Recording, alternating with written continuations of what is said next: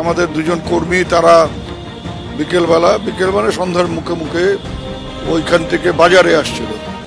সেই সময় বিজেপির গুন্ডারা ওদের আক্রমণ করে, ধারালো অস্ত্র দিয়ে মাথায় আঘাত করে একজনকে। তার ভীষণভাবে ইনজিওর্ড, 12টা সেলাই হয়েছে। তাকে এখন সিটি স্ক্যান করতে পাঠাচ্ছে ডাক্তাররা, এবং হাতেও লেগেছে। আর একজন গোসানিমারি হাসপাতালে ভর্তি আছে।